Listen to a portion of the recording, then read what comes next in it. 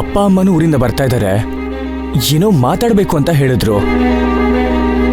ಏನ್ ವಿಷಯ ಅಂತ ಕೇಳಿದ್ರು ಅವ್ರು ನನ್ನ ಹತ್ರನೂ ಅದನ್ನ ಹೇಳ್ತಿಲ್ಲ. ರಾಧಾ, ಮೈನಾ ಮತ್ತೆ ನಿಮ್ಮ ಹತ್ರನೇ ಮಾತಾಡ್ಬೇಕು ಅಂತ ಹೇಳ್ತಾ ಇದ್ದಾರೆ. ನನ್ನ ಹತ್ರನಾ? ಹೌದು ಧ್ರುವ, ಆದ್ರೆ ವಿಷಯ ಏನು ಅಂತ ನನಗೂ ಗೊತ್ತಿಲ್ಲ.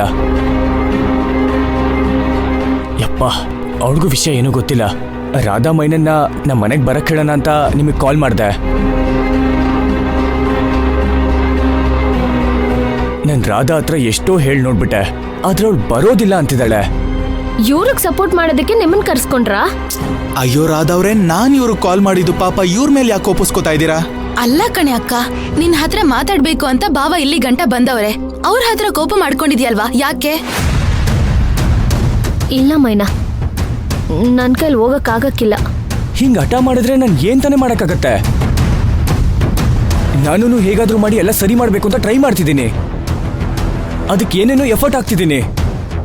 ದೀಪಕ್ ಅವರೇ, ನೀವೇನು ಫೀಲ್ ಮಾಡ್ಕೋಬೇಡಿ. ನಾನು ಇಲ್ಲಿ ಮಾತಾಡಿ ಆಮೇಲೆ ನಾನು ಮತ್ತೆ ನಿಮಗೆ ಕಾಲ್ ಮಾಡ್ತೀನಿ. ಆಯ್ತು ಧ್ರುವ, ಆಮೇಲೆ ಕಾಲ್ ಮಾಡ್ತೀನಿ.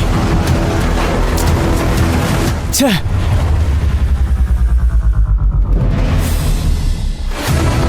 ಯಾಕಕ್ಕ ಕೋಪ ಮಾಡ್ಕೋತೀಯಾ? ನಿಮ್ ಅತ್ತೆ ಮಾವ ಇಲ್ಲಿಗ್ ಬಂದಾಗ ಅವ್ರನ್ನ ಹೋಗ್ ಮಾತಾಡ್ಸೋದೊಂದ್ ಮರ್ಯಾದೆ ಅಲ್ವಾ? ಭಾವನೆ ಬಂದ್ ಕರೆದ್ರು ನೀನ್ ಹೋಗಲ್ಲ ಅಂತ ಹೇಳ್ತಿದ್ಯಲ್ಲೇ?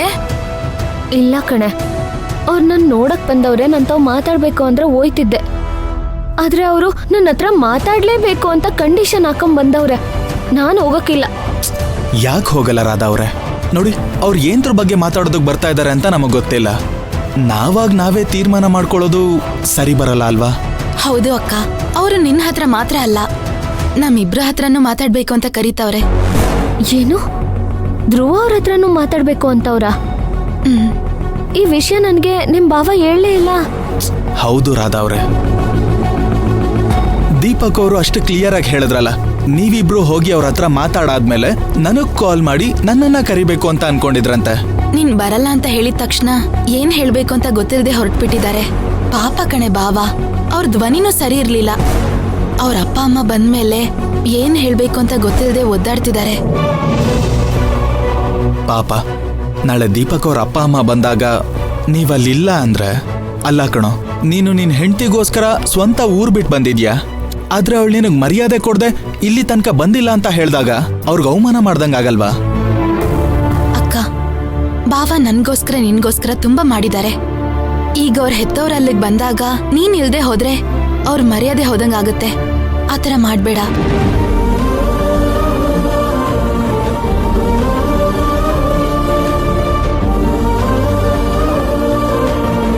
ಅಲ್ಲ ಮೈನಾ, ಅವ್ರಲ್ಲಿ ಏನಕ್ ಬತ್ತವ್ರೆ ಅಂತ ನನಗೆ ಗೊತ್ತಿಲ್ಲದೆ ಇರ್ಬೋದು. ಆದ್ರೆ ಅವ್ರು ಯಾಕೆ ಬತ್ತವ್ರೆ ಅನ್ನೋ ಊಹೆ ನನಗೈತೆ.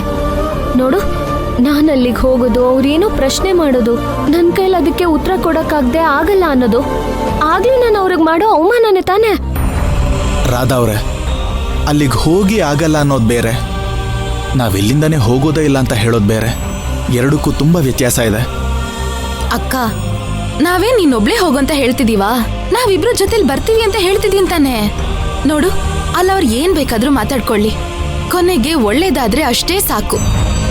ಅಲ್ಲ ಮೈನಾ, ನೀನೇನೋ ಮಾತಾಡ್ಬೇಡ. ಧ್ರುವ ಅವ್ರೆ, ನೀವು ಬಾವಂಗ್ ಫೋನ್ ಮಾಡಿ, ಅವಳು ಹಿಂಗೆ ಏನೇನೋ ಮಾತಾಡ್ತಿರ್ತಾಳೆ.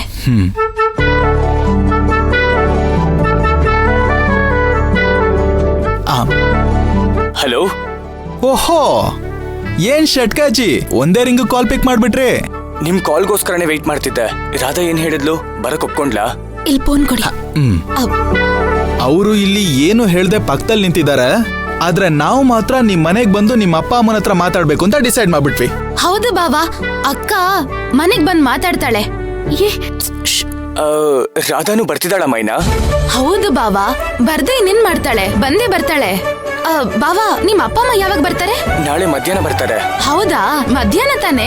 ಅಕ್ಕ ಬೆಳಗ್ಗೆನೆ ರೆಡಿ ಇರ್ತಾಳೆ, ನೀವು ಬಂದು ಕರ್ಕೊಂಡು ಹೋಗ್ಬಿಡಿ.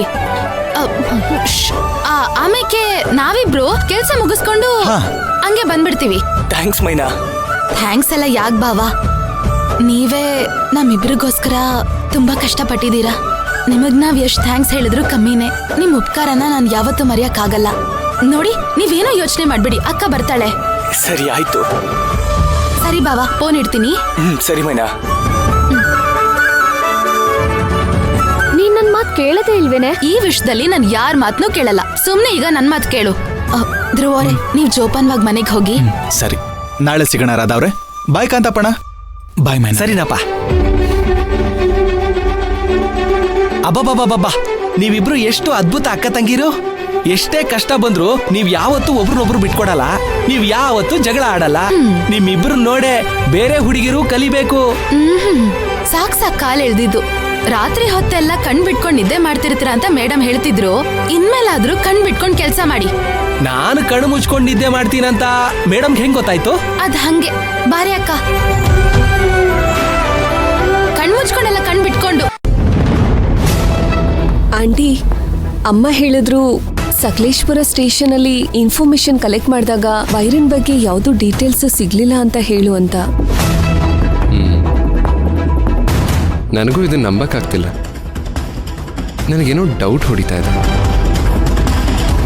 ಅದ್ರಲ್ಲಿ ಡೌಟ್ ಪಡೋದೇನಿದೆ ಪುಷ್ಪಕ್? ಏನೋ ಕೆಲಸ ಇಲ್ದೇ ಇರೋನೊಬ್ಬ ಸಕಲೇಶ್ಪುರದಂತ ಸಂಬಂಧನೇ ಇಲ್ದೇ ಇರೋ ಜಾಗಕ್ಕೆ ಹೋಗಿರಕ್ ಸಾಧ್ಯನಾ? ಇಲ್ಲ ನರ್ತನ, ಇದರಲ್ಲಿ ಅವನಿಗೆ ಬೇರೆ ಯಾರೋ ಸಹಾಯ ಮಾಡ್ತಿದ್ದಾರೆ. ಅದೆಲ್ಲ ನನಗೆ ಗೊತ್ತಿಲ್ಲ.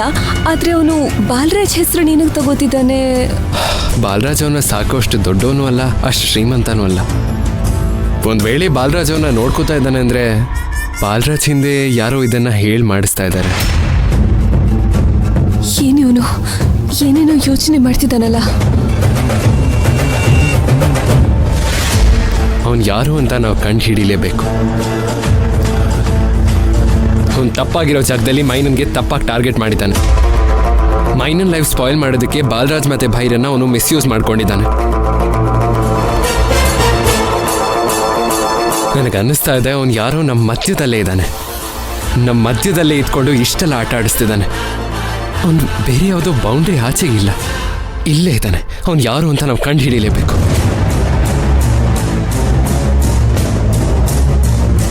ಯಾವಾಗ ನೋಡಿದ್ರು ಬೇರೆಯವ್ರ ಪ್ರಾಬ್ಲಮ್ಸ್ ಬಗ್ಗೆನೇ ಮಾತಾಡ್ತಾ ಇರ್ತೀಯ. ನಮ್ಮನೆ ಪ್ರಾಬ್ಲಮ್ಸ್ನ ಸಾಲ್ವ್ ಮಾಡೋ ಪ್ಲಾನ್ ಇದೆಯೋ ಇಲ್ವೋ? ಮಾಮ್, ಇಲ್ಲೇನು ಪ್ರಾಬ್ಲಮ್ಸ್ ಇದೆ? ಬಾಲರಾಜ್ ಪ್ರಾಬ್ಲಮ್ ಬಗ್ಗೆ ನಾನು ನಿನ್ನ ಹತ್ರ ಡಿಸ್ಕಸ್ ಮಾಡಿದ್ದೆ. ಅದ್ರ ಬಗ್ಗೆ ಏನಾದರೂ ಸ್ಟೆಪ್ ತಗೊಂಡಿದ್ಯೋ ಇಲ್ವೋ? ಕಂಪನಿಯಲ್ಲಿ ಪ್ರೊಡಕ್ಷನ್ ಹೆಡ್ ಇಲ್ಲ ಅಂದ್ರೆ ಕೆಲ್ಸಕ್ಕೆ ತೊಂದರೆ ಆಗುತ್ತೆ ಅಂತ ಹೇಳಿದ್ರಿ.